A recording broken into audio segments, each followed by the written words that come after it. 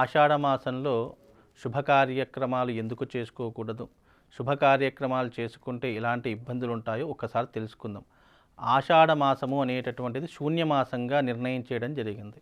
ఎందుకంటే ఈ మాసంలో వర్షాకాలము, అందులోనూ ఈ యొక్క రైతులకు నాట్లు వేసుకునేటటువంటి సమయంతో పాటు ఈ మాసంలో అనేక రకాలైనటువంటి అమ్మవారి యొక్క నవరాత్రి ఉత్సవాలను, అంటే అమ్మవారి యొక్క ఆరాధనను జరిపేటటువంటి మాసంగా చెప్పడం జరిగింది. అందులోనూ ఈ మాసముకు కన్యామాసం అని కూడా పేరు. ఎప్పుడైతే అమ్మవారి యొక్క నవరాత్రులు రావడం జరుగుతుందో దానిని కన్యామాసము అని అంటూ ఉంటాము.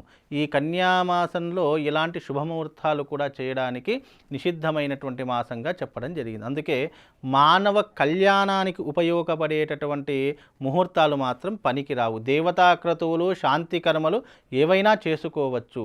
అలాగే ఆషాఢ మాసంలో శ్రీమంతాలు చేసుకోవచ్చు, అలాగే అన్నప్రాసన చేసుకోవచ్చు. ఇలాంటివి చేసుకోవచ్చు తప్ప వివాహాలు, ఉపనయనాలు, అలాగే నిశ్చితార్థములు, అలాగే పుట్టు వెంట్రుకలు తీయడము, ఇలాంటివి కొన్ని షోడశ కర్మల్లో కొన్ని నిషిద్ధమైనటువంటి కర్మలుగా చెప్పడం జరిగింది. అందుకే ఆషాఢ మాసంలో శుభముహూర్తాలు ఉండవు.